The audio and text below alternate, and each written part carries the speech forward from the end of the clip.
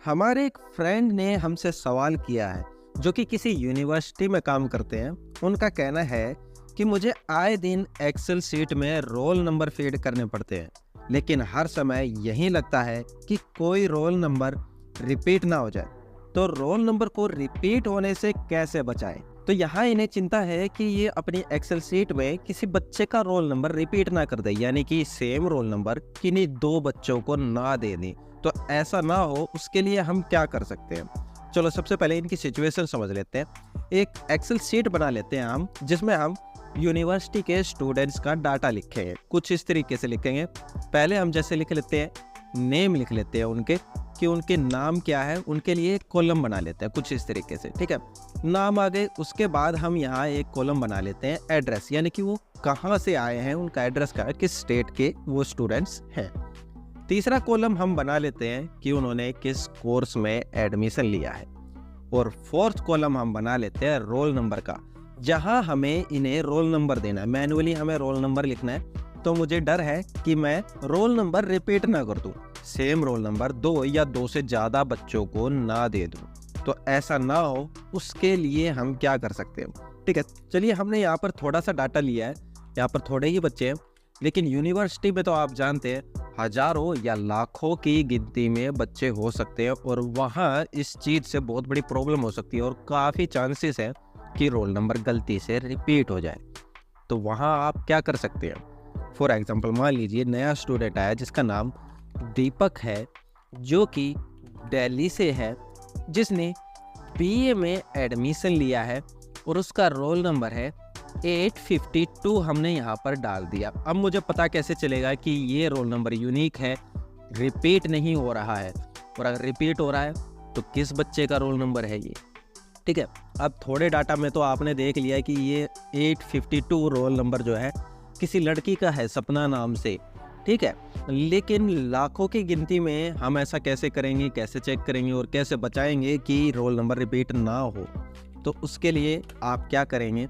आप जाएंगे बिल्कुल टॉप पर, ठीक है, और अपने इस रोल नंबर वाले कॉलम को आप ऐसे सिलेक्ट कर लेंगे। ठीक है, ऐसे ऊपर जाएंगे, कॉलम पे ये एरो वाला निशान आ जाएगा नीचे की तरफ इशारा करता हुआ, और क्लिक कर देंगे और आपका पूरा कॉलम ऐसे सिलेक्ट हो जाएगा। ठीक है, इस बात से कोई फर्क नहीं पड़ता है कि आपका ये जो रोल नंबर वाला कॉलम है कहाँ है, बिल्कुल स्टार्टिंग में है, बिल्कुल लास्ट में है, या इसके बीच में है। आपको बस इस कॉलम को ऐसे सिलेक्ट कर लेना है। ठीक है, उसके बाद आपको जाना है होम टैब पे। होम टैब में आने के बाद आपको यहाँ ऑप्शन मिलता है कंडीशनल फॉर्मेटिंग। इस पर आप क्लिक करेंगे। इस पर क्लिक करते हैं, सबसे पहला ऑप्शन मिलता है हाईलाइट सेल रूल्स। इस पर जाएंगे और यहाँ आपको ऑप्शन मिल जाता है डुप्लीकेट वैल्यूज, यानी कि डुप्लीकेट वैल्यू कोई भी डलेगी तो ये उसको हाईलाइट कर देगा। तो ये वाला रूल हम यहाँ लगाएंगे। ठीक है, हम इस पर क्लिक करेंगे। जैसे क्लिक करते हैं, ये आ गया हमारा डुप्लीकेट वैल्यू आ गया। यहाँ पर हमें यही चाहिए था। ठीक है, इसको नहीं छेड़ेंगे। और यहाँ है फॉर्मेटिंग, यानी कि जहाँ आप कोई वैल्यू, कोई रोल नंबर रिपीट करें, वहाँ कैसी फॉर्मेटिंग हो जाए। यहाँ पर कुछ बनी बनाई फॉर्मेटिंग है, यानी कि लाइट रेड फिल हो जाए और डार्क रेड जो है वो टेक्स्ट का जो है कलर डार्क रेड हो जाए, और सेल के अंदर लाइट कलर फिल हो जाए। इसी तरह और बनी बनाई जो है हमारी फॉर्मेटिंग यहाँ मौजूद है। अगर इनमें से आपको कुछ नहीं लेना तो आप कस्टम फॉर्मेटिंग पे क्लिक कर सकते हैं और अपनी मर्जी से कोई भी फॉर्मेटिंग यहाँ पर दे सकते हैं, यानी कि उसका टेक्स्ट डिसाइड कर सकते हैं, टेक्स्ट बदल जाए, बोल्ड इटैलिक हो जाए। बॉर्डर लगाना चाहते हैं तो बॉर्डर भी लगा सकते हैं, लेकिन मैं जो यूज़ करता हूँ वो है ओनली फिल, यानी कि सेल का कलर चेंज हो जाए, बस फालतू कुछ नहीं चाहिए।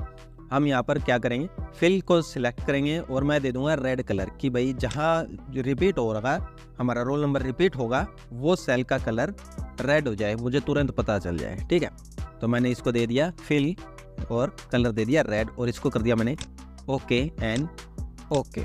अब इस पर कंडीशनल फॉर्मेटिंग लग गई है हमारी। अब मैं अगर कोई गलती करूँगा या जानबूझकर कोई रोल नंबर मैं यहाँ रिपीट करूँगा तो वो मुझे पता चल जाएगा।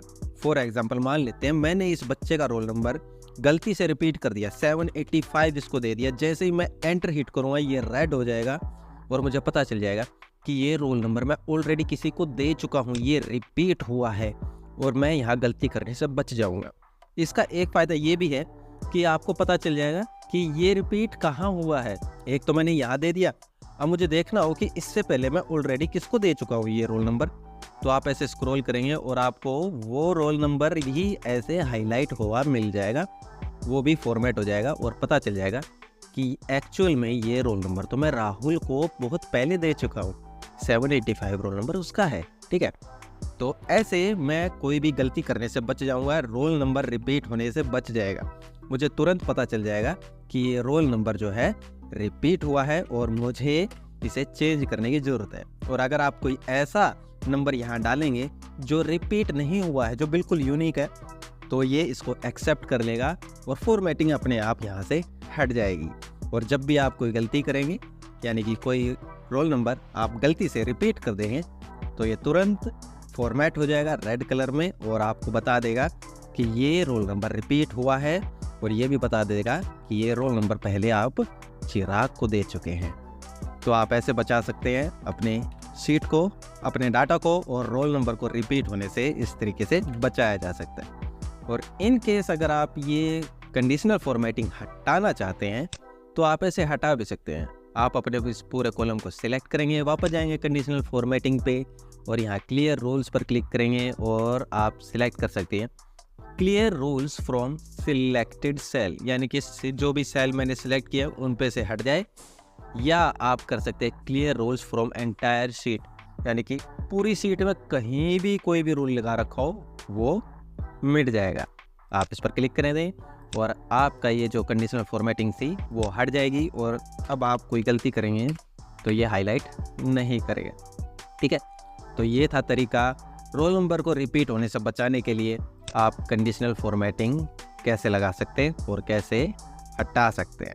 आप भी अपने सवाल मुझसे ऐसे कमेंट में पूछ सकते हैं। अगर आपको MS एक्सेल, MS वर्ड या कंप्यूटर से रिलेटेड और कोई प्रॉब्लम आ रही है तो आप ऐसे सॉल्यूशन मांग सकते हैं, मुझे कमेंट कर सकते हैं, मुझे इंस्टाग्राम पर मैसेज कर सकते हैं और मैं आपकी हेल्प ज़रूर करूँगा और उसका एक वीडियो ट्यूटोरियल बनाने की पूरी कोशिश करूँगा।